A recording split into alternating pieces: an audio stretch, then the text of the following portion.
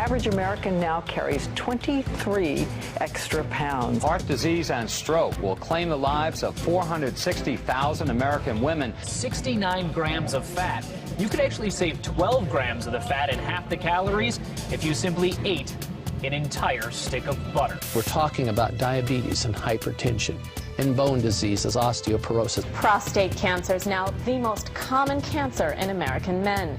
Doctors say we really need to eat less red and processed meat. On arteriosclerosis and cancer and autoimmune disease. We have unprecedented amount of type 2 diabetes in our children, and we're starting to see hypertension in our children in grammar school.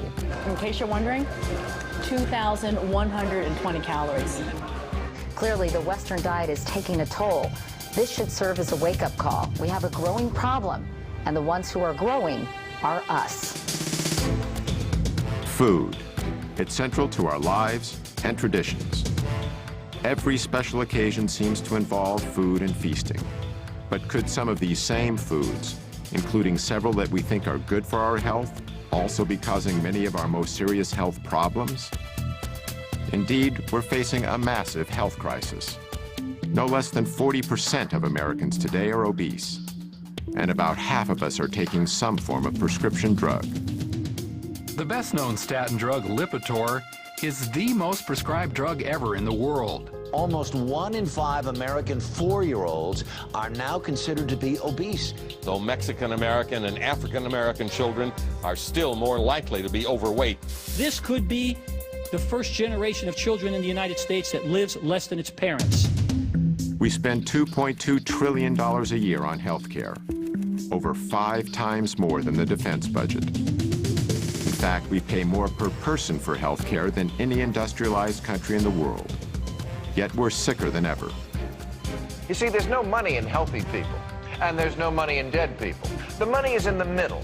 People who are alive, sort of, but with one or more chronic conditions. Obesity, diabetes, heart disease, high blood pressure are all diet-related health issues that cost this country more than $120 billion each year. Every minute, a person in the U.S. is killed by heart disease. 1,500 people a day die from cancer. Combined, these two diseases kill over 1 million Americans every year. Cases of diabetes are skyrocketing, particularly among our younger population. Diabetes. Life-threatening diabetes. 1 out of 3 people born in the U.S. today will develop this crippling condition during their lifetime. Millions of others suffer from a host of degenerative diseases. Millions more of us are so stimulated by sugar, coffee, and energy drinks that we've masked our chronic fatigue. But could there be a single solution to all of these problems? A solution so comprehensive, yet so straightforward, that it's mind-boggling that more of us haven't taken it seriously? Someone has to stand up and say that the answer isn't another pill. The answer is spinach. A growing number of researchers claim that if we eliminate or greatly reduce refined, processed, and animal-based foods, we can prevent, and in certain cases even reverse, several of our worst diseases. They say all we need to do is adopt a whole foods, plant-based diet. It sounds almost too simple to be true.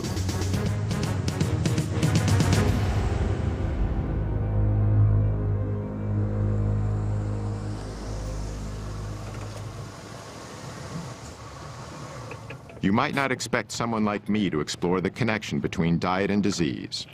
On my way over, I drank these 2 Red Bulls. I also had a 12-ounce Coke and another half of a 12-ounce Coke. I haven't always lived the healthiest lifestyle, and I've eaten more than my share of fast food. But as part of my effort to learn more about the link between food and health, I visited 2 physicians in Los Angeles, Dr. Matt Letterman and Dr. Alona Pulday. Hi. How you doing? Lee, nice to meet you. Nice to meet you too. Is Dr. Pulday? Dr. Pulday, pleasure to meet you too. Both are MDs. Dr. Letterman was trained in internal medicine and Dr. Pulday in family practice. They incorporate a whole plant foods nutrition plan into the treatment of their patients. Okay. Let's get started on that, and then we'll do some talking. 142.82. I found out a lot more than I expected. Like a lot of Americans, I thought my health was pretty good. I had no major diseases that I knew of. But I hadn't had a thorough checkup in a while, so I decided to get one. When Dr. Letterman gave me the results, it was a real wake-up call. I gotta say, I'm kind of shocked. I'm really worried about my blood work numbers. 240 and 241 for my cholesterol is way higher than it's ever been. I got this 6 number. That, to me, is the most worrying number I got. The 6 number was the result of something called a CRP test, which measures the inflammation in my heart and blood vessels. This put me in the high-risk category for a heart attack. So I committed to a 12-week nutrition program under Dr. Letterman's supervision. The plan was to treat my health problems by eating a whole foods, plant-based diet.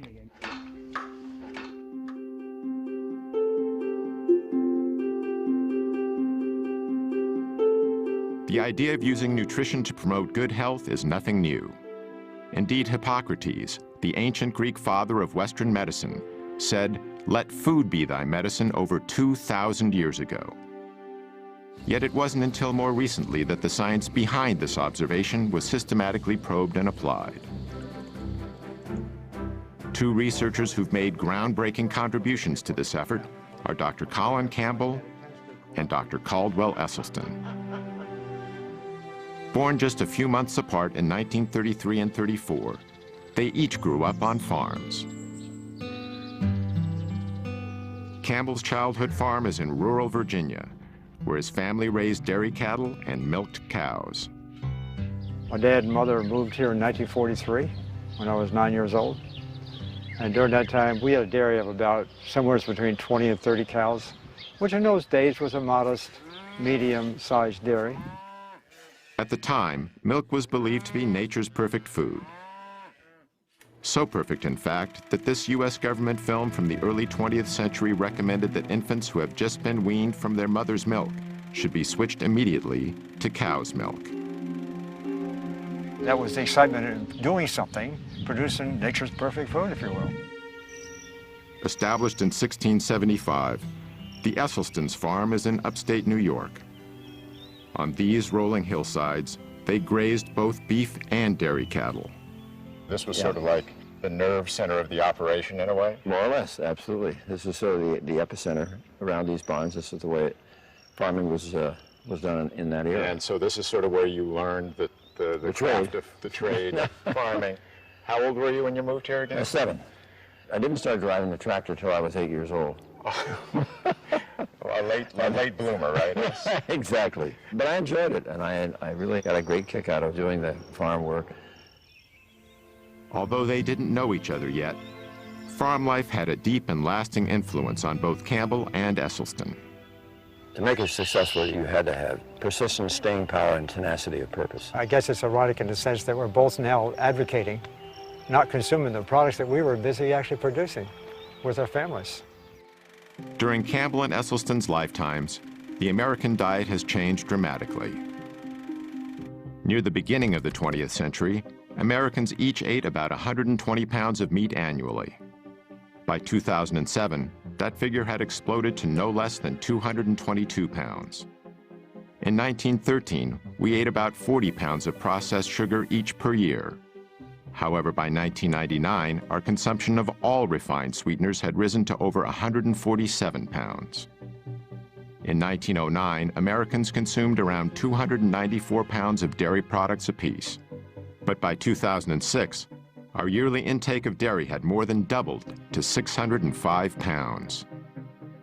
By the early 1950s, Campbell was off to college at Penn State, while Esselstyn went to Yale. As part of Yale's rowing team, Esselstyn won an Olympic gold medal in 1956. During this same decade, the pace of American life was accelerating, even with our food. The late 50s was the heyday of the drive-in burger joint. The supermarket was just beginning to thrive in the newly built post-World War II suburbs.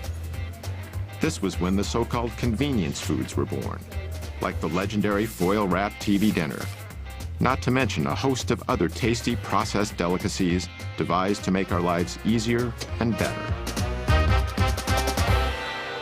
By now, Colin Campbell was in graduate school at Cornell University, which had one of the most prestigious nutritional science departments in the country. His research was on animal nutrition and biochemistry. But it was focused more on feeding animals for their ability to be able to produce meat, milk, and eggs, protein containing. And so my own research was focused on protein, making sure we got enough. It was considered to be the vital nutrient. It was one of the first nutrients discovered.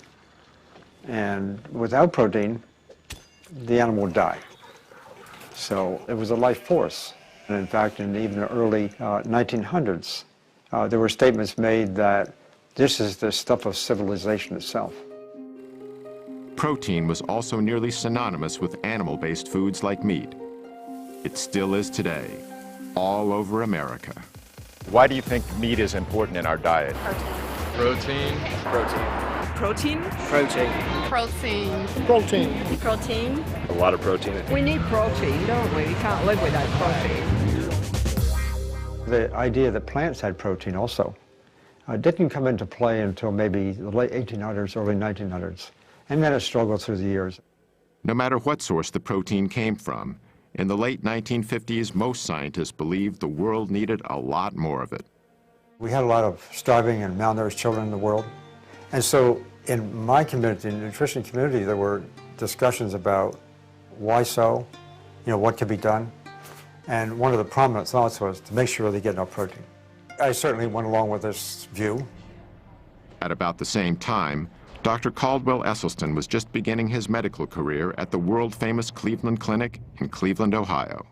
Surgery soon became his specialty. There's something awfully satisfying about if you can remove the disease. For instance, if a patient had gallstones, you could remove them. If it was a gastric ulcer or a stomach ulcer, you'd directly take care of that. If it's a hernia, the same thing. During the 1960s, heart disease was on the rise in the U.S. What doctors commonly call coronary artery disease is usually caused by a condition of the arteries that supply the heart with blood. What happens is that over time, a fatty substance in the bloodstream called cholesterol builds up in the coronary arteries, restricting the blood flow to the heart. This can ultimately cause several problems, from severe chest pain called angina to heart attacks. Cholesterol is a natural substance produced by all animals, including humans, and it's an essential component of our cells' walls. But when we consume dietary cholesterol, which is only found in animal foods like meat, eggs, and dairy products, it tends to stay in the bloodstream. This so-called plaque is what collects on the inside of our blood vessels and is the major cause of coronary artery disease. In the late 1960s, a colleague of Dr. Esselstyn's at the Cleveland Clinic made a major breakthrough in the treatment of this condition. In fact, Esselstyn shared space with him in the clinic's surgical locker room. His name was Dr. Rene Favallaro. Rene really sparkled in the operating room, and in 1967 he did his first bypass graft at the clinic, coronary artery bypass graft. This revolutionary new procedure was accomplished by removing a vein from the patient's leg, then stitching it on the heart's blocked coronary artery to allow the blood to flow around or bypass the blockage. Today, over 500,000 Americans go under the knife annually for heart bypass surgery, costing around $100,000 apiece. These operations alone constitute a staggering total of nearly $50 billion.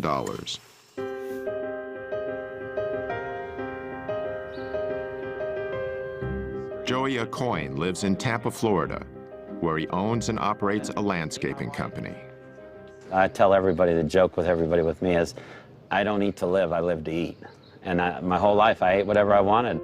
In 2004, doctors discovered Joey had a dangerously high cholesterol level of 320 and a hazardous blood sugar level of 480. This not only made him a type 2 diabetic, but a prime candidate for a heart attack and a stroke. This is my daily pill regimen. I got 2 pills I take for my diabetes, then I got 1 for cholesterol, 1 for high blood pressure, and then I take Byetta, which is an injectable medicine, every morning before breakfast and every night before dinner. And that's what I've been doing for almost 4 years now. and I know it makes me tired, and I just don't feel normal. I only sleep 4 hours a night or so. I just hate taking them.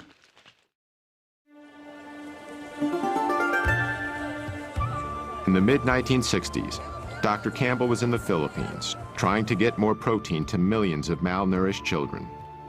To keep costs down, he and his colleagues decided not to use animal-based protein. The program was beginning to show success.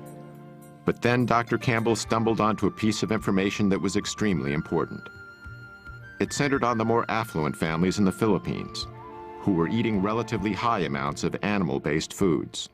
But at the same time, they were the ones most likely to have the children who were susceptible to getting liver cancer. This was very unusual, since liver cancers are mainly found in adults. But just the mere fact that they occurred in children said, you know, there's something here. This is pretty significant. Shortly afterward, Dr. Campbell came across a scientific paper published in a little-known Indian medical journal. It detailed work that had been done on a population of experimental rats that were first exposed to a carcinogen called aflatoxin, then fed a diet of casein, the main protein found in milk. They were testing the effect of protein on the development of liver cancer. They used two different levels of protein. They used 20% of total calories, and then they used a much lower level, 5%. 20% turned on cancer, 5% turned it off. This Indian paper, together with what Dr. Campbell had learned about increased liver cancers in children eating animal-based foods, combined to create a decisive moment in his work and his life. Because we learned that animal protein was really good in turning on cancer. During the same time, the way Americans ate was changing, again. The number of fast food franchises was exploding as more and more overscheduled Americans began using them as a convenient way to feed themselves and their families. While the fast food revolution was sweeping the nation, the rate of cancer deaths in America was continuing to rise. As a result, in 1971, President Richard Nixon initiated a program that was dubbed the War on Cancer. We are here today for the purpose of signing the Cancer Act of 1971. And I hope that in the years ahead, that we may look back on this day and this action as being the most significant action taken during this administration. On the front lines of this new war was Caldwell Esselstyn. By 1978, he was chairman of the Breast Cancer Task Force at the Cleveland Clinic. Yet he soon began to doubt the medical procedures he was using.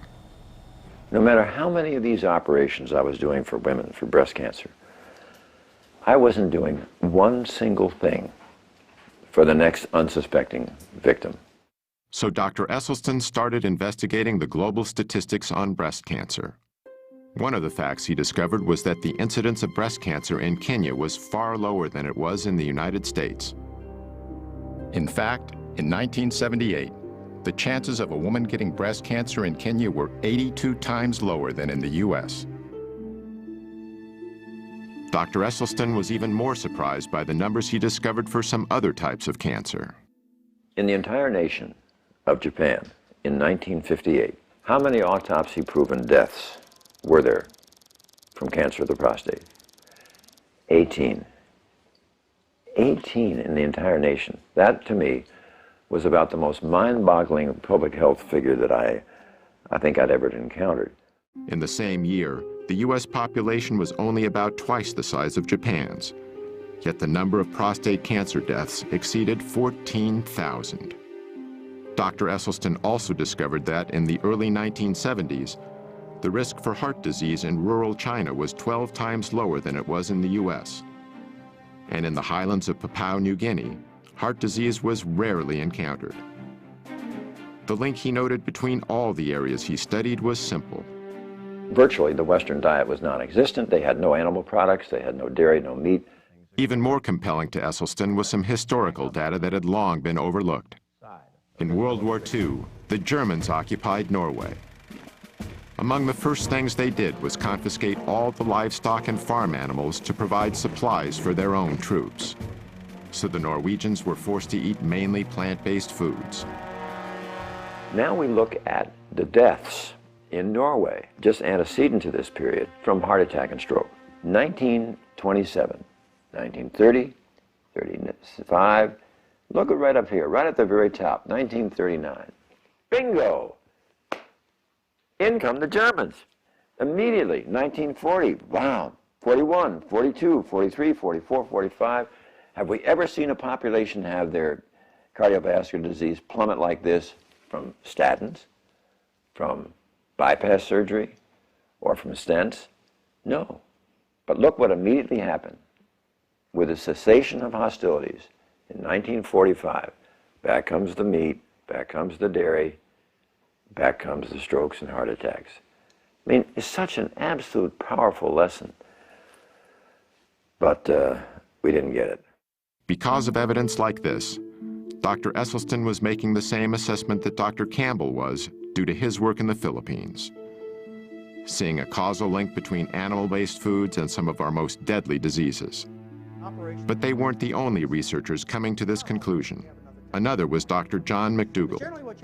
In the mid-1970s, he began practicing on a sugar plantation in Hawaii. What I observed there was the health of the people differed dramatically depending upon how long they'd been in Hawaii. People who were raised in Japan, the Philippines, Korea, China, first generation, who had moved from their native land, were always trim. Never had heart disease, prostate cancer, colon cancer, breast cancer, rheumatoid arthritis, multiple sclerosis. Never overweight. They were in their 80s and 90s and fully functional. Their kids got a little fatter, a little sicker.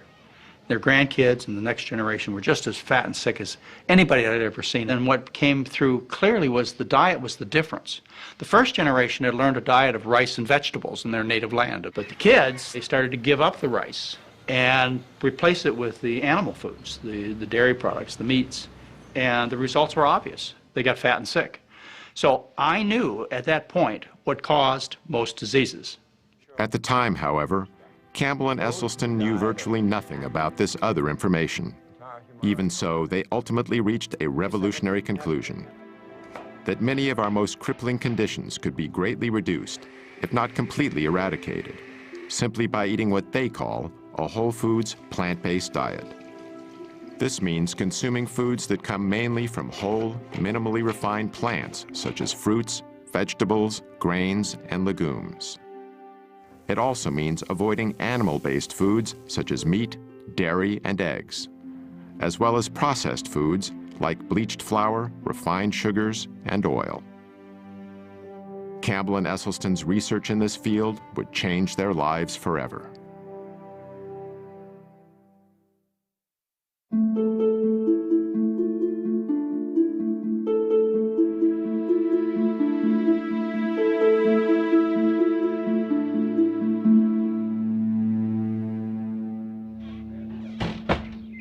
Went through your preliminary form. The goals that I have, tell me if I'm missing any from you, were eliminate your shots and medicines. You want to get off this stuff. You want to sleep well at night. You're not doing that. You want to stop feeling tired and run down. You want to lose weight. That's it. You got it. Those are your goals. The other complaints, you had low energy, ringing in the ears, sinus problems, postnasal drip, shortness of breath, wheezing, coughs, indigestion and reflux, loose stool, diarrhea, bloating, black and bloody mucousy stool with meat consumption, and difficulty walking, getting around, trouble losing weight, chronic and unpleasant hunger feelings, groggy after meals, strong food cravings, and anxiety about food in general. All of that stuff. Sounds like I'm dead. So I don't mean to, harp on the bad stuff, but, that will all, most of that should get better. My goals I'm adding in. Which goals do you add? I want you to reverse all your medical diseases, the ones that we can reverse, and most of yours we could. I told you all the risk and benefit. Based on what I told you, I would stop all these meds, and I would stop these on top of all these risks. That's what I'm going to try. You're going to get my best effort, I can tell you that. Yeah, you'll do good. Okay. You'll do well. By 1975, Dr. Campbell was at Cornell University, investigating what he'd discovered in the Philippines. Our work from the beginning was designed, in a sense, to do two main things. One, I wanted to replicate, if possible, the Indian work, because it was so provocative. Secondly, if this is really true, I wanted to study how does it work. Just like the Indian researchers, Campbell fed half the rats in his study a diet of 20% casein, the main protein in dairy products. The other half was fed only 5% casein. Over the 12 weeks of the study, the rats eating the higher protein diet had a greatly enhanced level of early liver cancer tumor growth. On the other hand, all of the rats eating only 5% protein had no evidence of cancer whatsoever. But Dr. Campbell decided to take these findings a step further. This time, instead of keeping his test rats on the same diet throughout the study, he kept them in one group and switched their diets back and forth between 5 and 20% dairy protein, doing so at 3-week intervals. The results were astonishing. Whenever the rats were fed 20% protein, early liver tumor growth exploded. But when the same rats were given 5% protein, tumor growth actually went down. I mean, this was so provocative, this information. We could turn on and turn off cancer growth just by adjusting the level of intake of that protein. Growth from 5% to 20% is within the range of American experience. The typical studies on chemical carcinogens causing cancer are testing chemicals at levels maybe 3 or 4 orders of magnitude higher than we experience. Even more surprisingly, Dr. Campbell discovered that a 20% diet of plant proteins from soybeans and wheat did not promote cancer.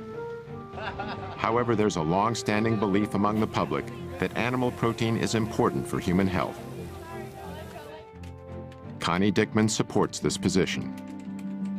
Ms. Dickman is Director of Nutrition at Washington University in St. Louis, Missouri. She's the past president of the American Dietetic Association and an advisor to the National Dairy Council. When you eliminate animal foods from your eating plan, you run the risk of inadequate protein content. Animal proteins provide all the amino acids that we need for cell growth, tissue repair, and overall health. Eating whole foods, it's virtually impossible to be protein deficient without being calorie deficient, because even if you take the foods that are have the least amount of protein in it, let's say potatoes, for example, or rice, 8-9%. Wasn't that's the figure we more or less need. Dr. Campbell's research led him to a conclusion about the way genes, chemicals, and nutrition interact to promote cancer. Cancer starts with genes. It might be genes we're born with, it might be genes that are actually changed by a chemical. So those genes become capable of producing cancer cells. Whether we do or don't get cancer is primarily related to how we promote those cancer cells to grow over time. That's where nutrition comes into play. They go much more rapidly when they were fed animal protein. Dr. Campbell and other nutritional scientists have found that only a small percentage of cancer cases are caused solely by genes. I think the general consensus in my field is that probably not more than 1 or 2% at most is attributed to the genes we may or may not have. And that's the most helpful and hopeful information I give people, because if you go through life thinking that what happens to you from a health perspective is based on your genes, you're a helpless victim. My diet was pretty abominable. I thought the 2 principal food groups were caffeine and sugar. Dr. Pam Popper is executive director of the Wellness Forum in Columbus, Ohio, and an expert in the areas of health and nutrition. And you want? The women in my family are all overweight. I'm not. I don't eat and live like they do, so I've changed my health destiny by not engaging in the same habits. Over the next several years, Dr. Campbell initiated more extensive lab studies using various animal and plant nutrients. The results were consistent. Nutrients from animal foods promoted cancer growth, while nutrients from plant foods decreased cancer growth. Yet Campbell hadn't identified a specific biological mechanism that caused the effects he observed. And it finally occurred to me that there was no such thing as the mechanism. What we were looking at was a symphony of mechanisms. We think that nutrition is attributed to individual nutrients, and that's the way it gets marketed, and that's the way the companies tell us, so forth. When in fact, nutrition, all of it working together to create this symphony, the hundreds of thousands of different kinds of chemicals in food, all kind of working together nicely. I mean, the complexity is total. That's a holistic concept. And I had to say to myself, that's a very exciting idea. Dr. Campbell realized that his discoveries in the laboratory were significant but limited. How are these findings relevant in people? How do different types of foods affect cancer and other diseases? Campbell needed a large-scale population study. He would soon find a perfect opportunity.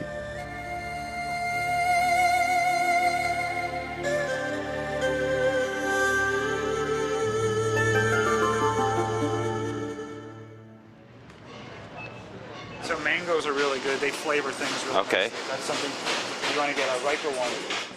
Dr. Matt Letterman and his wife, Dr. Alona Pulde, are among a small but growing number of physicians who use a whole foods, plant-based diet as a primary treatment for their patients.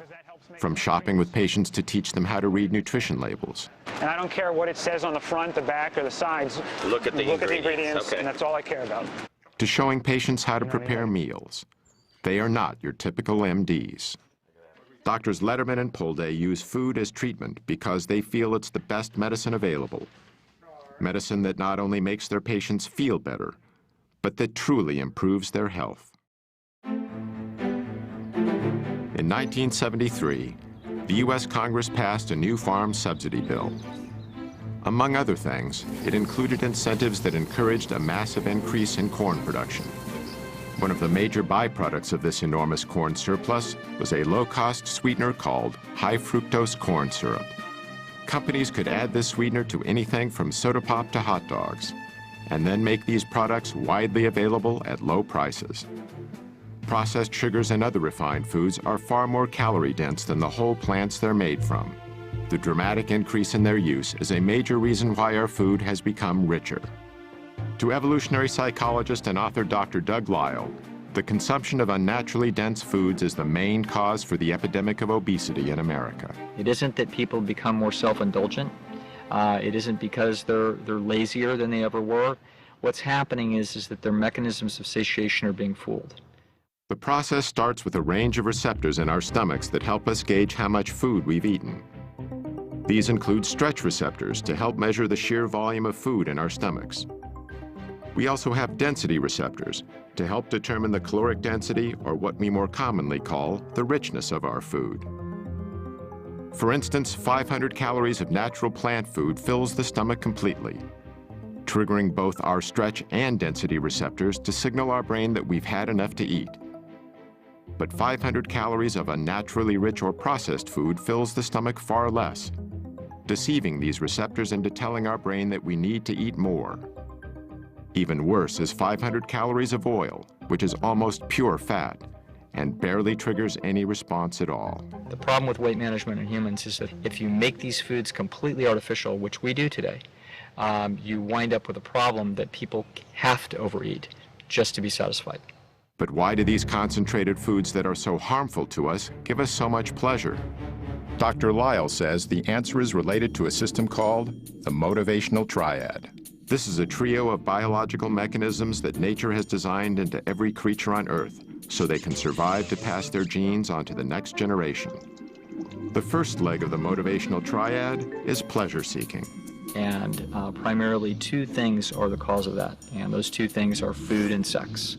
So in the case of a great white shark, it's basically got a neon sign flashing across its forehead saying food, sex, food, sex, food, sex. Unless it's a male, then it says sex, food, but it's pretty much the same thing. The other two legs of the motivational triad are avoiding pain and doing everything with the least amount of effort. Pleasure seeking, pain avoidance, and energy conservation, that really sums up animal behavior, whether we're talking about a paramecium under a microscope or a great white shark. Richer foods naturally excite our senses because it's nature's way of telling us they will provide the highest amount of dietary reward with the least amount of effort.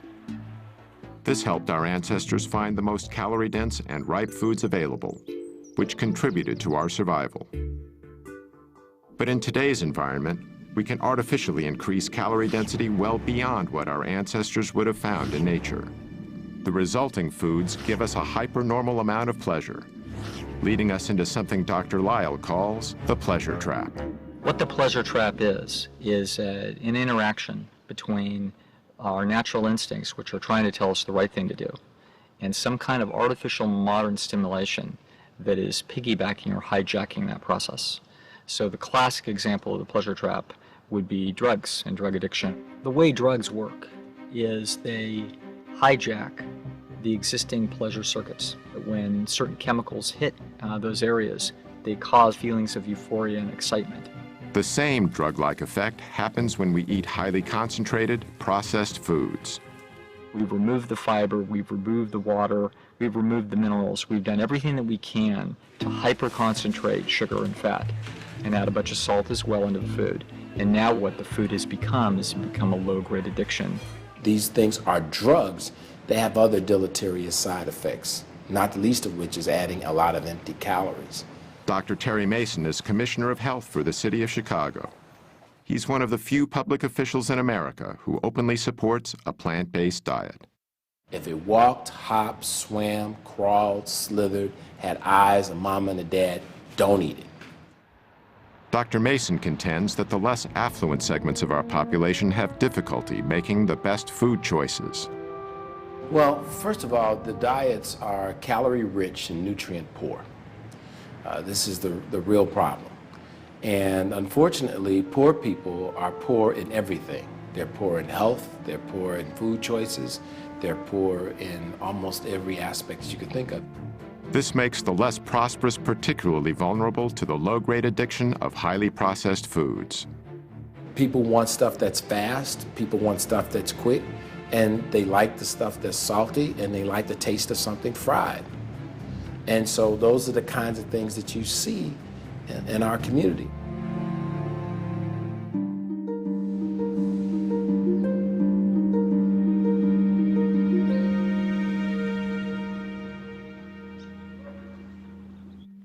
Sandera Nation lives in a quiet suburb in Cleveland, Ohio, with her 5 children.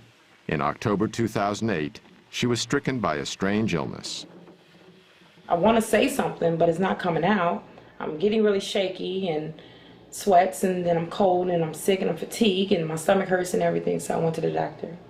And that's when they diagnosed me with hypertension and diabetes. Like Joya Coyne, Sandera was treated with expensive prescription drugs. I was in denial for a while. I heard what they said, but I was in denial, like, I still ate things I shouldn't have. I didn't really get the education that I needed to know. So I really depended on that pill to save me. Then Sandera met with Dr. Esselstyn, who recommended that she treat her illnesses with a whole foods, plant-based diet. Let's come on in and we'll get to work. I was a little nervous, but he made it real easy for me. I was real interested in what he had to say and what he was going to teach me in the new journey that I would be taking with him.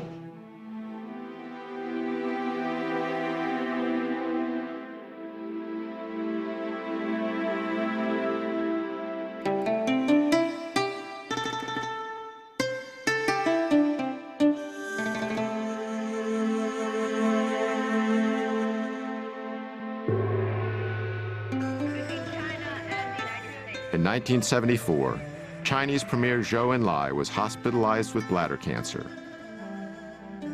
Knowing that his disease was terminal, he decided to give his country a more complete understanding of cancer. So he initiated what would become one of the largest and most thorough scientific studies in history. 650,000 researchers cataloged the mortality patterns caused by several types of cancer for the years between 1973 and 1975. The study encompassed every county in China and over 880 million people. Zhou died in 1976, years before his study was complete. Okay, and you'll need how many shirts then? Probably 3? Yeah. Okay. Zhou Enlai's cancer study would ultimately have a major impact on what Dr. Campbell himself has called the capstone of his research.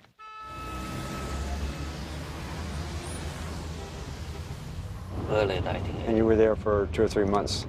Dr. Junshi Chen is now senior research professor with the Chinese Center for Disease Control and Prevention. He first met Dr. Campbell at Cornell in 1980, when he was a member of the Chinese Institute of Food and Nutrition Science. The Cold War was just beginning to thaw, and Dr. Chen was among the first senior scientists from China to visit the United States. By then, Dr. Campbell had become one of the most distinguished nutritional biochemists in the world. When they discovered this book, a significant collaboration was born. This is the Atlas of Cancer Mortality in China. Published in 1981, the Cancer Atlas was the result of Zhou and Lai's nationwide study. It showed a highly unusual geographical distribution of different types of cancer in China, which tended to be clustered in certain hotspots. The same was true with cancer after cancer, and the counties with the highest levels were often far greater than the counties with the lowest levels. So, for example, esophageal cancer, according to this cancer map, the mortality has 400-fold difference among different counties in China. That's huge. Yeah, and I understood in the United States only several-fold difference.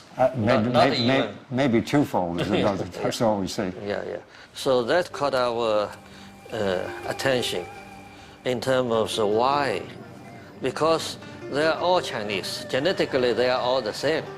And why they have so much difference in single cancer mortality. So we believe it has to be related to the environment, the big environment. And from our professional perspective, of course, it's diet and the nutrition. Dr. Chen, you said, why don't we just go there and do a study? For Dr. Campbell, it was the opportunity he'd been looking for. Among other things, he could examine how his observations about liver cancer in Filipino children and the findings from his lab studies applied to a large human population. The project would consider 367 diet and health-related variables, making it one of the most ambitious nutritional studies ever conceived. Dr. Campbell and his associates carefully chose 65 counties scattered across China. These counties were mainly located in rural or semi-rural areas. We use the rural counties because they are stable in their residence and they have been in this lifestyle for at least 20 to 30 years. More than 350 workers were trained. They carefully surveyed the diet and lifestyle of 6,500 people in the chosen counties. Urine and blood samples were also taken. In 1983, Doctors Campbell, Chen, and their collaborators began to analyze the vast amount of information that had been collected. The job would take years.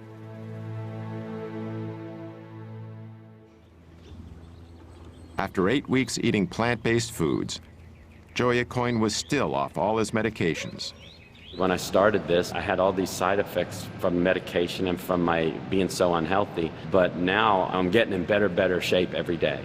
I feel more healthy. I very seldom get tired during the day. I just feel so good all the time. This is a scale that I weigh myself on, and it started about 8 weeks ago, way up here around 218, 220, and now it's bouncing between 180 and 185. None of my belts fit. This one here, I actually had to have 2 new holes punched in because I like the belt so much. Nothing fits. I got to go shopping. It's just everything, all my clothes. A good problem to have.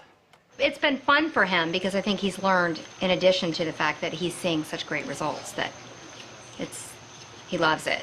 I don't think he'll go back to this old ways. He feels too good, and he likes, I mean, even if he started to go off a little bit, he feels too good, his energy's too good, he looks younger. And the fact that he would have to go back on all the meds, if he did, I think that that's a huge motivation for him to maintain the lifestyle.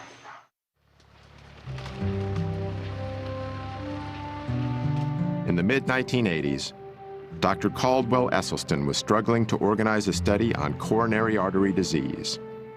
His plan was to put a group of patients on a diet of low-fat plant-based foods, along with small quantities of low-fat dairy products and minimal amounts of cholesterol-reducing drugs.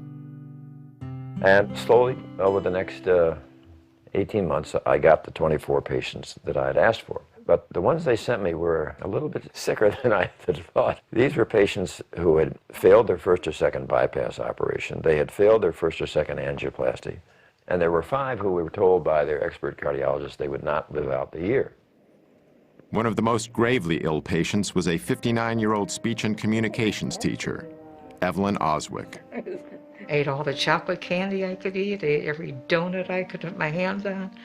Oh, I just love things like that. A lot of gravy, And then I have had 2 heart attacks before I met Dr. Esselstyn. When I had the second heart attack, the doctor said that I should prepare for death, really, is what he said. And I looked at him and I said, do you really mean that what you want me to do is buy a rocking chair and just sit there and rock away and wait? And he just looked at me and he said, yes, that's just exactly what I'm saying. Anthony Yen was born and raised in China. And we were eating typical Chinese cultural diet. A very small piece of meat, but they slice it, and so it was for flavor rather than in American style. When you eat a large, great big piece of meat, which you could easily feed the whole family in China. And we eat a lot of vegetable in China, and we have soup. But once I came to the United States, you find beginning to experience fast food, hamburgers and cheeseburgers, pizza, and I noticed my weight began to gain. When Mr. Yin was 56 years old, he suddenly experienced severe chest pains. At that time, I had an open heart surgery. I have 5 bypass, 5. But it was very interesting. About a week later, I felt my chest tighten up again. So myself and my wife went to see Dr. Esselstyn. I saw every one of these patients myself every 2 weeks for the first 5 years. And at that visit, we would get a full cholesterol lipid profile. We would get blood pressure, weight, and I would go over every morsel they ate. By using simple foods as the main treatment for his patients, Dr. Esselstyn was bucking a high-tech, high-cost system that was deeply entrenched in both big medicine and big government. You know, behind my back, I got to be known as Dr. Sprouts. But I guess I've always liked a challenge. We preheated the oven, got the water going, we just add some seasonings, and then we add the onions and the spinach. I've never been a morning person my whole life, and but previous to this experience, it had probably been worse than ever, and that entailed needing to get up in the morning and caffeinate myself with Cokes and Red Bulls and stuff like that before I could even think or start to work. We didn't make the rice noodles, but you would just boil them real quick and then throw this on top. Right. He's actually eating more often, but he's eating the right foods, and he lost weight. So he certainly feels much better that way, and you can tell it in his face, in his neck, you know, in his belly. He's lost a lot of weight there. He also has better energy. He's waking up earlier now. That's great, because we have then some morning time together. I don't have to carry anything. You're the doctor. 1990. Following nearly a decade of intense effort, Dr. Campbell and his colleagues finally published their China study. It identified no less than 94,000 correlations between diet and disease. Those are big numbers for any study. And in the end of the day, when we did all these correlations in this book here, and we looked at the number of them that were statistically significant, it was between about 8,000 to 9,000. When you have that large number of correlations and you start analyzing each one, if it works out as statistically significant, this means that if 19 out of 20 are pointing in the same direction, it's highly significant and likely to be true. Hundreds of detailed tables and charts were included in the study. Each one presented the raw data that was collected. Then, this information was cross-referenced in multiple ways to demonstrate its reliability and to show how it linked with the 367 variables the study examined. I think the major message we got out of all these correlation analysis is only one message. The plant food-based diet, mainly cereal grains, vegetables and fruits, and very little animal food, is always associated with lower mortality of certain cancers, stroke, and coronary heart disease. The New York Times called it the most comprehensive large study ever undertaken of the relationship between diet and the risk of developing disease. For Dr. Campbell, he finally had large-scale data on people, and it was remarkably consistent with his earlier discoveries. Together, he found that the scientific evidence was clear. Whole plant-based foods were beneficial to human health, while animal-based foods were not.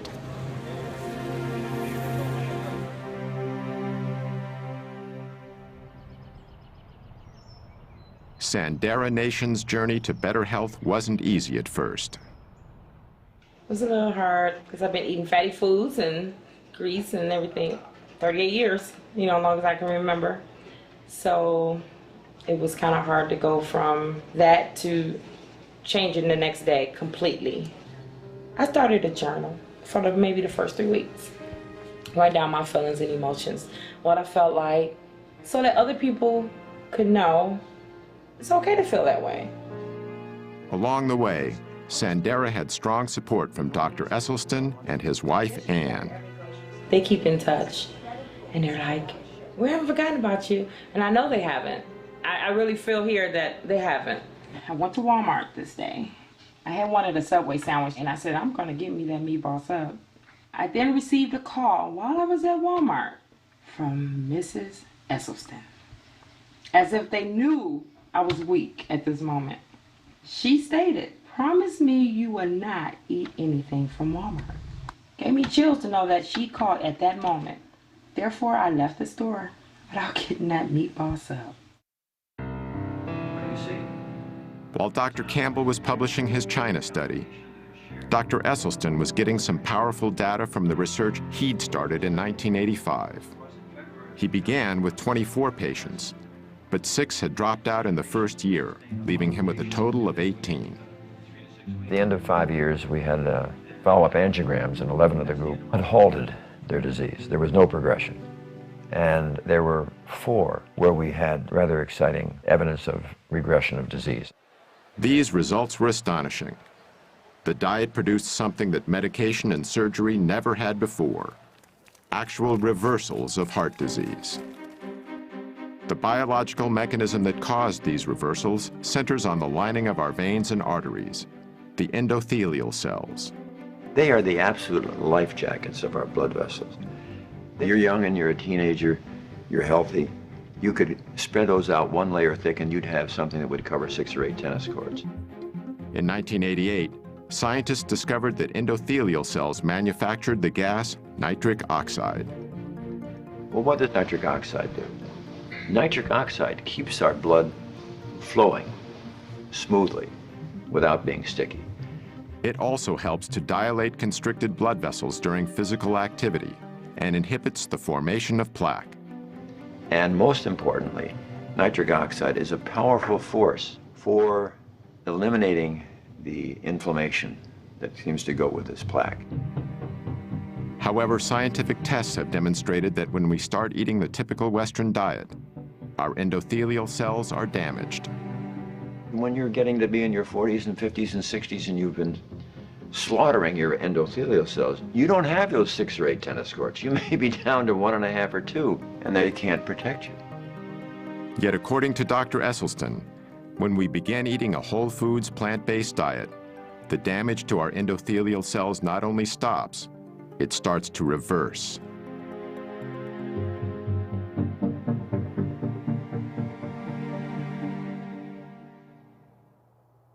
About 5 years into his study, Esselstyn made a small but significant change in his patient's menu. It started in 1990, when he read the glowing review of Dr. Campbell's China study in the New York Times. Dr. Esselstyn saw that and invited me to come to a conference he was organizing in Arizona. These 2 revolutionaries, who up until then had been on similar but separate paths, finally met face to face. On the one hand, I'm coming from the scientific route, getting some ideas. He's coming from the clinical route and doing some dramatic research. Here's the science, here's the clinical evidence. Put the 2 together, it's amazing. When he learned of Campbell's research, Esselstyn removed dairy products from his patient's diet. The results of his ongoing study continued to be impressive, and in 1995, he published a paper detailing them in a noted scientific journal. Yet one of Esselstyn's most remarkable success stories involved a colleague of his at the Cleveland Clinic, Dr. Joseph Crow.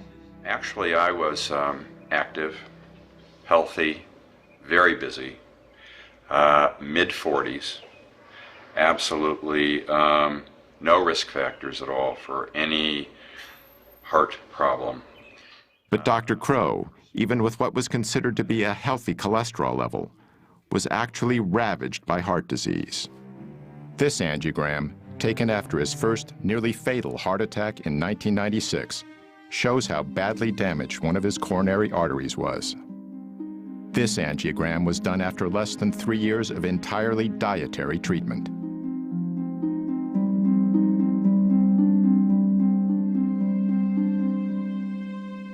Dr. Crow is fortunate. In 25% of cases, sudden death is the first and only sign of coronary artery disease. Of Dr. Esselstyn's original 18 patients, all survived the initial 12 years of the study. Today, 14 patients are still alive, over 2 decades after the study began. The thing about Essie, although he's always very pleasant, when you said, I'm going to be on this program and I'm going to stay with this diet, you stayed with the diet or there was the door. You had no choice. I mean, his smiles are wonderful, but he is very stern, you know. That's why I'm still living. But, you know, he's just a wonderful man. And I look at the pictures, some of my pictures years ago, 20 years ago, actually looks older than today. The only thing is I lost more hair, you know. Anthony and the other male patients also noted another change. When you're young, when you're a teenager, you see a female and so on, it gets kind of excited. And the first reaction physically, you know, it gets attention, you know. Raise the flag, I call it. This happened to us. All the other Dr. Esselstyn's, I call them all the guinea pigs. The flag still rises. Talking to your doctor about ED may be the last thing you want to do, but it's definitely a conversation worth having. I'm a practicing urologist and have been so for the last 25 years. And erectile dysfunction is actually the first clinical indicator of generalized cardiovascular disease. It's the canary in the coal mine. It's the thing that lets you know that you have some significant endothelial and vascular disease much earlier than will a heart attack or something like that. We have to stop thinking of the body like it's compartmentalized. It really isn't. The blood goes everywhere in the body. And so if you have vascular disease anywhere, you have it everywhere. Despite the apparent success of the dietary approach, some critics say eating this way is extreme.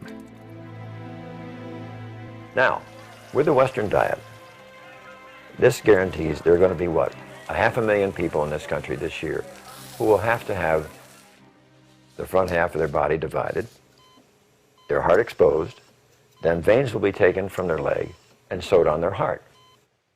Some people would call that extreme. Dr. Esselstyn has now successfully treated over 250 patients with heart disease, using almost exclusively a whole foods, plant-based diet. Heart disease, as far as I'm concerned, is an absolutely toothless paper tiger that need never ever exist. And if it does exist, it need never ever progress.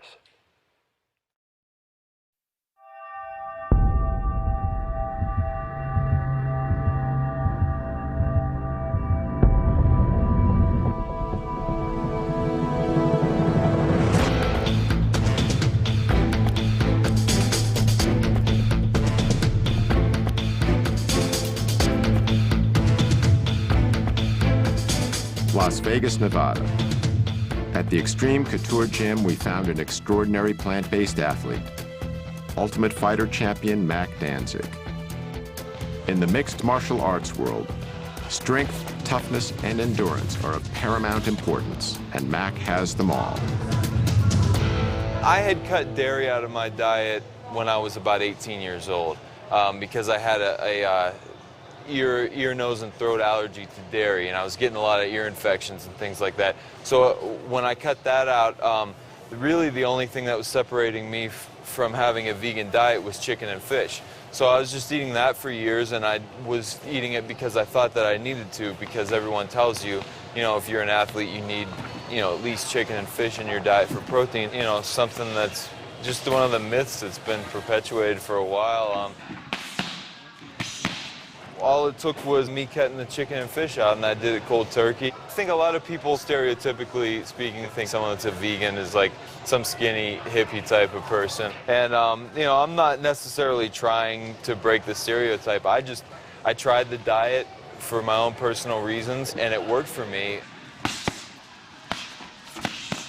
I feel like I have more energy now that I don't eat the meat products, and I also feel like I recover better in between my workouts. I'm not trying to be part of some exclusive club or anything like that. I'm just doing my thing, and you know, don't plan on eating meat or dairy or anything like that for the rest of my life. This guide is called the Type A Planning Guide.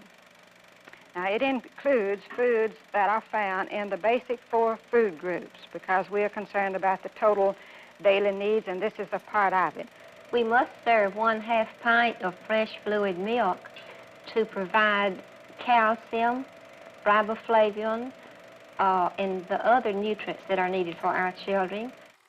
For decades, the dairy industry and U.S. government have been saying that milk is good for our bones. While all whole foods contain calcium, an essential nutrient for bone health, it is argued that we need the higher amounts found in dairy. Children and aging women in particular have been singled out to drink more and more and more milk.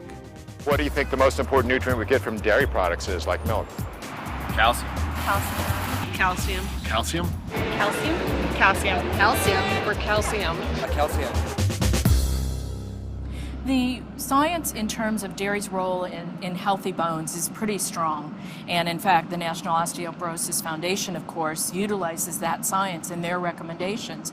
Osteoporosis is a degenerative bone disease, which has been widely linked to a lack of calcium. If this is true, nations with a high intake of dairy products, which are a major source of calcium in a westernized diet, should have low levels of osteoporosis.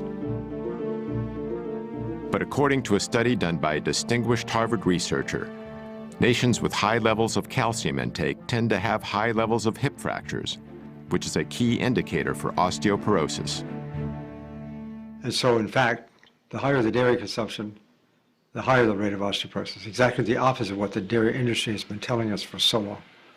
One of the primary mechanisms for that is that animal protein tends to create an acid-like condition in the body called metabolic acidosis.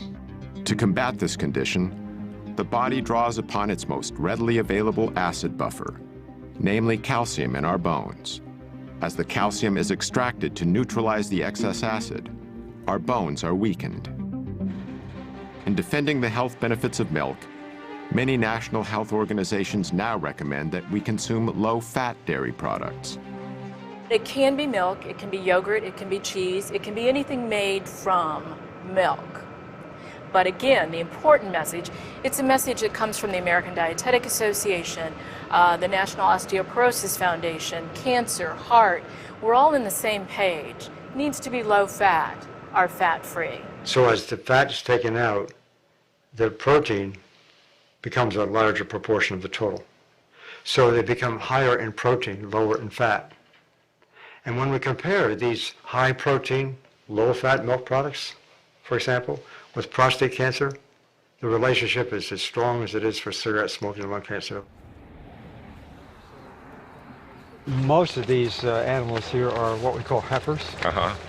They're the young females, not yet cows. So they haven't had their first calf yet. They haven't had their first calf. So they have to have their first calf before they can Once lactate. they come into lactation, they almost keep them these days. They keep them pregnant continuously Exactly. for 3 or 4 years. Why are they eating grass now? Well, this is the last time in their lifetime they're going to see grass. After that, they're in the barn. They're standing there for the rest of their life.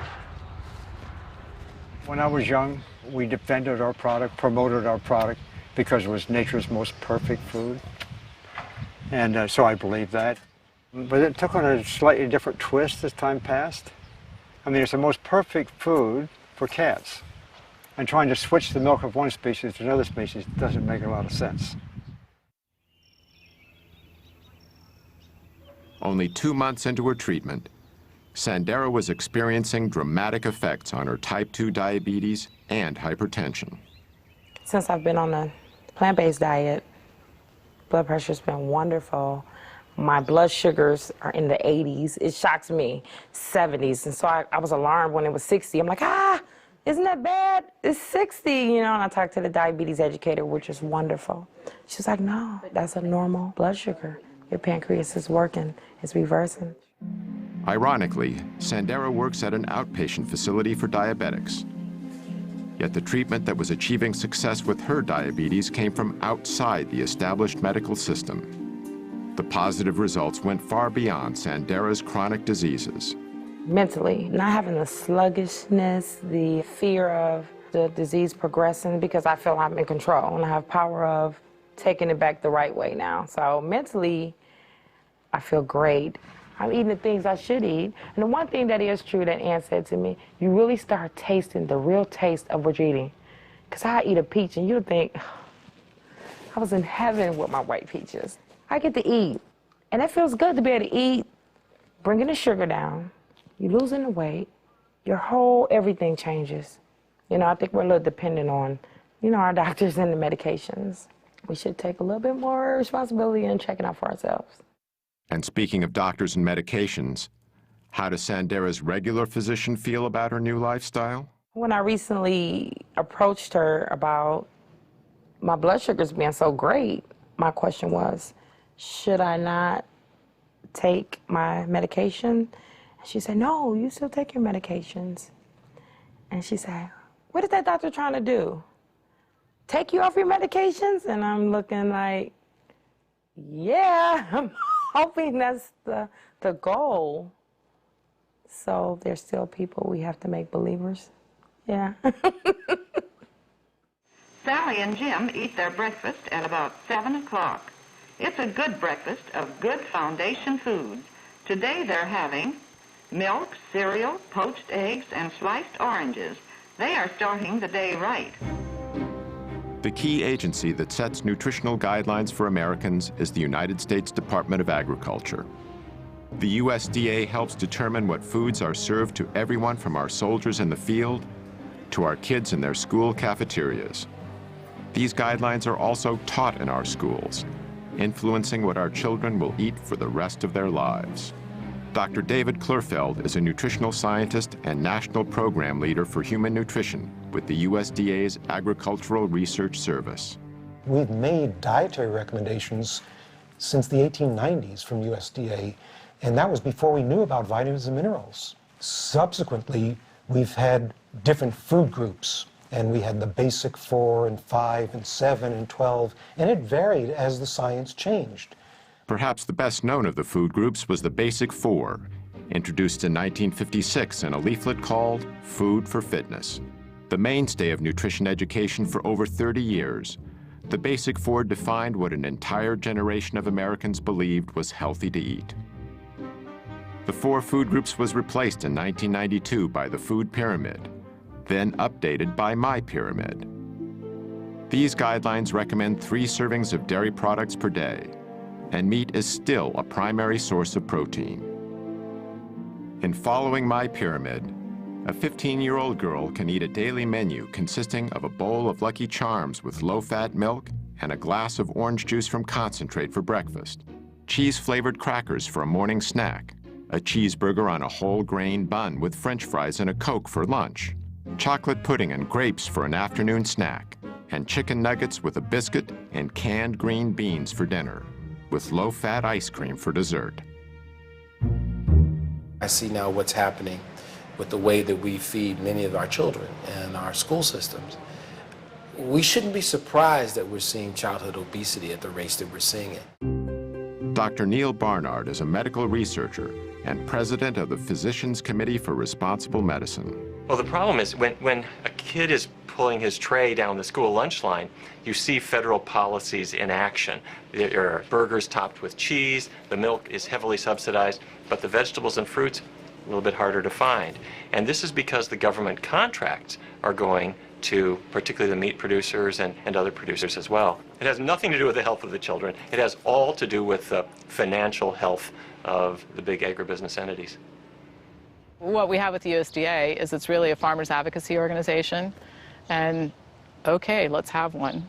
But that same group cannot advocate for farmers, help subsidize their operations, manage commodity foods, subsidize the price of growing things, and then turn around and say, okay, we're going to tell people what to eat. They're going to tell people what to eat based on their constituents, which are the farmers, not the American public.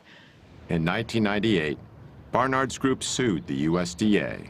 Every 5 years, the government reformulates the dietary guidelines for Americans. That's the blueprint of what Americans are supposed to eat to be healthy. And we looked at the panel that pulled it together, 11 people. 6 of the 11 had financial relationships with the food industry. So we said, hey, wait a minute. There are laws about what they're supposed to do and how transparent they are supposed to be. They violated those. And we brought them to court. And it was a long trial, but we won. But that doesn't change the fact that the policies they came up with continue to favor industry as they always have. I don't think there really is a problem with industry connections between scientists and the food industry, primarily because if the beef industry has a question about their products, shouldn't they go to the best scientists?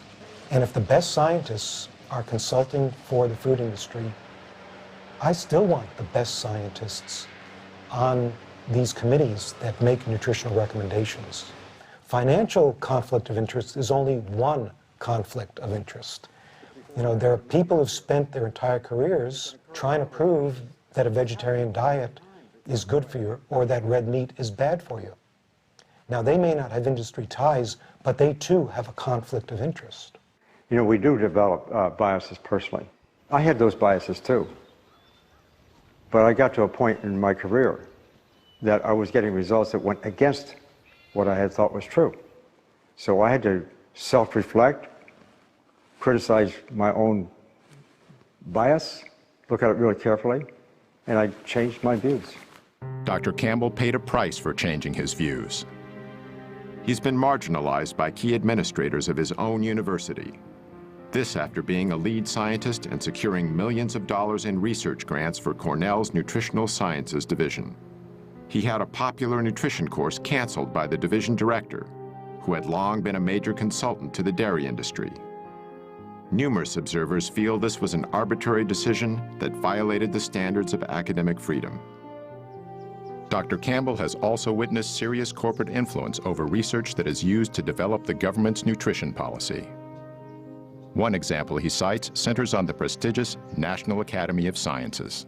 The building behind me here is perhaps the single most important building in the area of science in the country. This is where scientists participate in deliberations about issues of the day and determine how that science can be used to affect policy.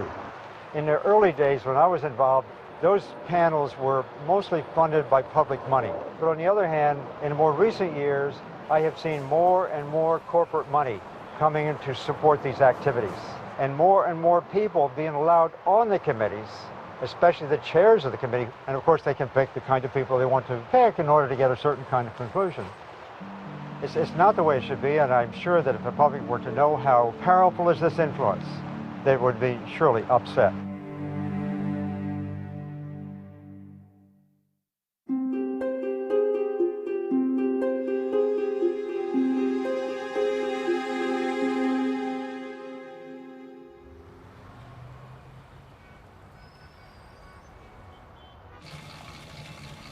I had been a runner for 14 years, in fact, a marathoner.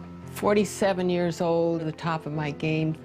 In 1982, Ruth Heydrich's running career came to a sudden stop when she was diagnosed with breast cancer. After a mastectomy, her doctors recommended chemotherapy and radiation to treat the cancer that had by then spread to her lungs and bones. Ruth decided to visit Dr. John McDougall instead. And I said, Ruth, I've spent my residency collecting information on diet and breast cancer. And it's all in these files right here. Sit in my office and read through it and see what you think. He said, these are the studies that show what I'm trying to prove is that diet can reverse breast cancer. And she read it, and she comes out and she says, okay, I've changed my diet. She changed her diet. So he showed me how to eat, no added oils, lots of fruits and vegetables, whole grains. Ruth then started training for the Ironman Triathlon in Hawaii, which combines running a marathon with long-distance biking and swimming. I became obsessed. Kept up the running, of course, never stopped, and then added swimming, biking, and for good measure, lifted weights.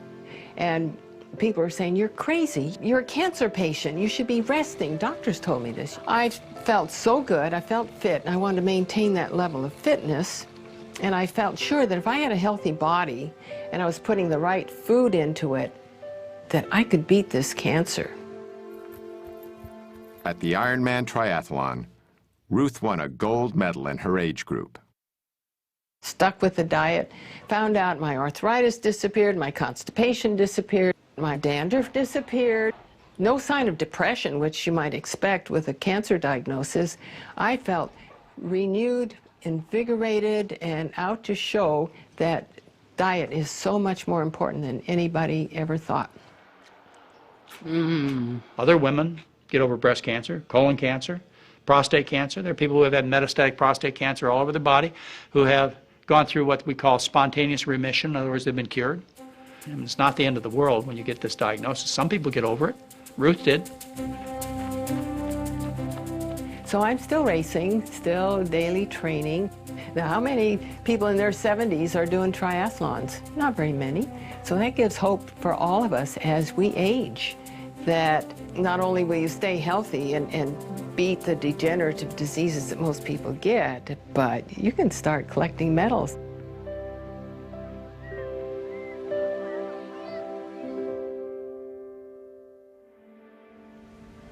The food choices we make have profound global effects. It takes over 10 times the amount of energy from fossil fuels to produce a calorie of animal-based food than it does to produce a calorie of plant food. Since the 1970s, 20% of the Amazon's rainforest has been destroyed. That's an area the size of California. 80% of this cleared land is now occupied by livestock. The world's cattle alone eat enough grain to feed 8.7 billion people, nearly 2 billion more than the population on Earth. With almost 1 billion malnourished people across the globe, redirecting even a portion of the grain used to fatten cattle could feed every hungry mouth on the planet. For Gene Bauer, factors like these, combined with a deep respect for animals, helped convince him to adopt a plant-based diet. Mr. Bauer is president and co-founder of Farm Sanctuary near Watkins Glen, New York. It provides a safe haven for animals that have been abandoned or abused. I grew up eating animals, like most people in our country, but once I started considering my food choices, I recognized that I didn't really want to eat animals. And the more I learned, the more I saw that I was healthier if I didn't eat animals, and that I had a much lighter footprint on our planet. The livestock industry is a greater contributor to global warming than the entire transportation industry, according to the United Nations. So by eating meat, milk, and eggs the way we are, we're harming our own health, we're slaughtering 10 billion innocent animals every year in the US, and we're destroying the planet. Statistics compiled from the United Nations and the World Health Organization demonstrate the profound global effect that diet has on health. These are the estimated amounts of animal foods produced in 9 countries, a figure that's closely related to animal food consumption. These are the numbers of deaths due to heart disease and cancer in the same countries. In the United States, the very same diseases continue to have a grave impact. Even with the billions of dollars spent on cardiac treatment, heart disease is still the #1 cause of death, killing over 600,000 people a year. And the elephant in the room, when we talk about stents and heart bypass surgery, is the fact that, well, it's no question In an emergency, these procedures are absolutely life-saving. But when they're done electively, and these procedures do not protect from new heart attacks. Stents and bypass operations are used mainly to treat large arterial blockages. Yet according to many research studies, only a small percentage of heart attacks are caused by the largest buildups of plaque. The rest are caused by the more numerous, newer blockages that are far more inflamed and much more likely to rupture than the larger, older, more stable plaques. And so this is why those procedures don't treat the disease. They are treating symptoms. Dr. Esselstyn has been eating the same foods that he has recommended to his patients for over 25 years. One of his sons, Rip Esselstyn, used a plant-based diet to fuel a successful 10-year career as a professional triathlete. When Rip turned 34, he was ready for a career change and trained to become a firefighter.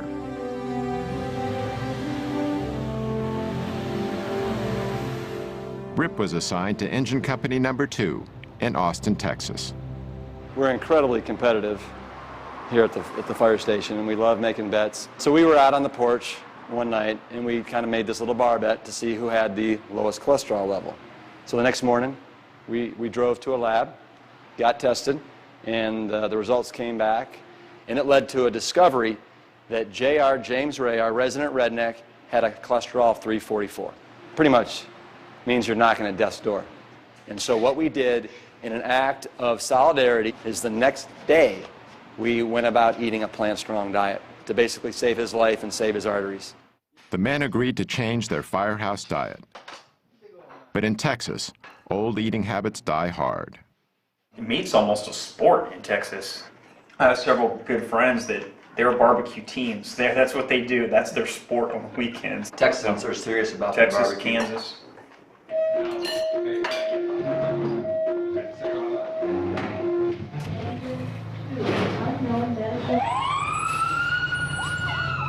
Well, guys associate being manly with eating meat. And if you're a firefighter, it's exponentially so. Last year, for example, there were 133 firefighter fatalities in the United States. 52% were from heart disease. The number one killer of in the line of duty deaths for firefighters is heart disease. After just 3 weeks on his new diet, JR tested his blood cholesterol and it dropped 148 points, a decrease of 43%. His results inspired the others who also saw their cholesterol drop and their energy levels rise. As firemen, they were not only helping themselves, they were in better shape to assist others. One of the things about being a firefighter is you don't have any idea what your next call could be. We may have a high-rise alarm where we have to go up 20 flights of stairs with air packs on, with all of our bunker gear on, with a high-rise pack on our backs. Anybody can go down the pole, but not everybody can go up, especially without their legs. And right there, you're talking about an additional 75 to 100 pounds that you have to carry up 20 flights of stairs. You have to have an amazing aerobic capacity and strength in order to do that. Real men eat plants. Real men eat plants. You know, as firefighters, everybody thinks that we fight fire, and we do. But over 70% of our calls are medical emergencies where we are responding to heart disease, hypertension, type 2 diabetes, rampant obesity. And so we see up close and personal basically the destruction that's being caused by the standard American diet. To me, the answer is just absolutely so simple it's criminal. And it's just people starting to take responsibility for their health and starting to eat more plant-based foods. It's that simple. After 13 weeks on a whole foods plant-based diet, it was time to get my results from Dr. Letterman.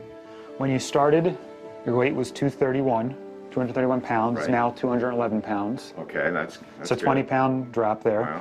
Your blood pressure was 142/82 when you started. It's now 112/70.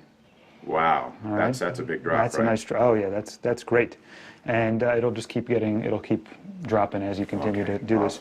Your pulse was resting at 92 when you started. It's now down to 60. resting. Okay, cool. Your total cholesterol, though, went from 241 down to 154. What? Yeah, that was pretty amazing. 241 down to 154. 154? 154, yeah. It's really, and your LDL, which is your bad cholesterol, I think this is the most impressive, went from 157 down to 80. No way! Yeah, that's amazing, though, to drop almost in half. We did CRP last time, which is sort of the marker of the inflammation in the heart and the blood vessels, and that went from 6.0 down to 2.8. Without using any medications, I significantly reduced my chances of getting a heart attack and many other diseases. Tomorrow marks 20 weeks on the program. I've lost 45 pounds. I've reversed the diabetes. You have to know that everybody is so incredibly proud of what you've done. I don't have to rely on the medication. I have a lot of energy that I didn't have before. My children love it. They're so proud of me, and they tell me all the time. I had a little saying that I've carried around for maybe the last 2 years, and it's win the war. Do not let one lost battle end the war. If you do break down and give in to temptation, do not quit. Just get right back on track. Not tomorrow, but right now. The diabetes is not coming back. I'm not going to let it come back, nor the weight. The message is you're in control of your life. Joya Coyne had over 24 health problems, including type 2 diabetes. But after 22 weeks eating plant-based foods, his condition had changed dramatically. Hey, how you doing? Back again. And you're getting healthier. Your weight is down 28 pounds. You feel better than you have. 26 out of 27 complaints are gone completely. Your marker of inflammation in the vessels is down to that of a normal person. Your blood sugars are coming down. They continue to come down even on a daily basis, which are going to get better. Your cholesterol is significantly lower than it was when you first started, before you ever started taking any pills. Your blood pressure is normal now compared to how it was before. While on pills, it was still elevated. And you just said you've never felt like this before. You look at how you look in the pictures. You look healthier. So, like I told you before, I explained how the numbers can affect our judgment of what real health is. And it's not just the numbers, it's overall the entire picture. And your picture looks fantastic. I was taking 9 pills a day and 2 shots. So I was spending almost $150 to $200 a month on medication, above my insurance. Just think about that. I've been doing it 5 months. I've saved, $800 to $1,000 already because I haven't taken 1 pill, 1 shot. So think about what that saved me, not just me, the insurance company. The U.S. government will give you figures that 75% of the dollars spent in health care are due to chronic illnesses, and these are due to diet and lifestyle. Let's get rid of the problem, which is the sickness, which is caused by the food.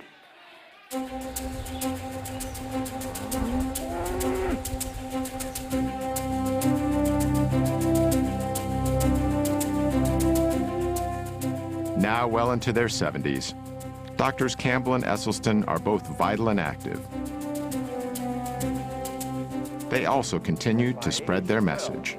If you carefully look at our school children, already the arteries to their brain, the carotid artery, is getting some intimal medial thickening. Dr. Esselstyn lectures about his research all over the United States and abroad.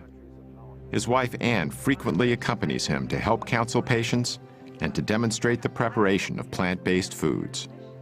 Dr. Esselstyn is also director of the Cardiovascular Disease Prevention and Reversal Program at the Cleveland Clinic's Wellness Institute. Like Dr. Esselstyn, Dr. Campbell continues to lecture throughout America and beyond. Dr. Campbell, you believe that even if animal-based proteins, meat, dairy, etc., are free from contamination, you don't think people should eat them?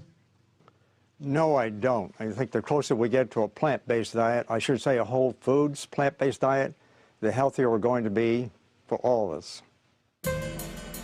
In China, where Dr. Campbell did his large study a generation ago, the population has experienced dramatic increases in the amount of meat, dairy, and processed foods the average person consumes. At the same time, the rates of degenerative diseases are skyrocketing. Many Chinese now share some of the same beliefs Americans have about nutrition. 吃肉，我觉得增加蛋白质啊，对人体其实有很多好处。早晨起来喝一杯牛奶，我认为好像还是比较好。Dr. Campbell's message is resonating with growing numbers of concerned people around the world. Oh, thank you, thank you, thank you. Uh-oh. Thanks to the efforts of both these pioneers and their colleagues, thousands of people are realizing that profound improvements in health and quality of life are within reach. You have two choices. You can eat yourself into poor health and early death, or you can eat yourself into good health and a long, healthy life. And that road is on a plant-centered dietary pattern. You know, I know of nothing else in medicine that can come close to what a plant-based diet can do.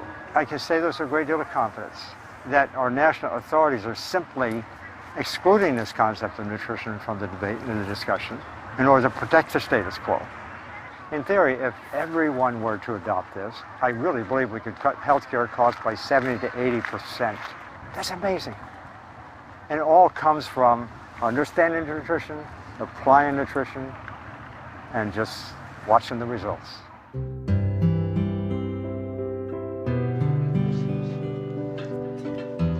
The greatest gift that you could possibly give to yourself and your family, not only those in your generation, but your children and your grandchildren, if you can make them be aware of the incredible power that resides within each of them to avoid life's most poignantly tragic and painful events. You just don't have to have those kinds of events. I believe it with all my heart. If anyone listens to this, and they really should look at their refrigerator and look at their diet and give it a try. You lose weight and you'll be healthier. Nothing could lose if you just take a few weeks and try. You could see how easy it is. I'm not going to say it was difficult. Again, I made up my mind. This is what I'm going to do. I never felt like I wasn't getting what I wanted. So I didn't have ice cream. So I didn't have the donuts. So I ate something else. I can thank them in every way I can think possible, and my doctor, especially Matt, when they just can't understand what it's done to change my life. And it really has, not just mine, my family's, everybody's. It gives me shivers talking about it because it's so serious. It's a life-changing experience. You can be in control. And I stress this because there's so many things going on in my life that I'm not in control of. And that's my message. You can't control your outcome of your body. Eat to live and don't live to eat. You better get that. You better get that rest. This is good.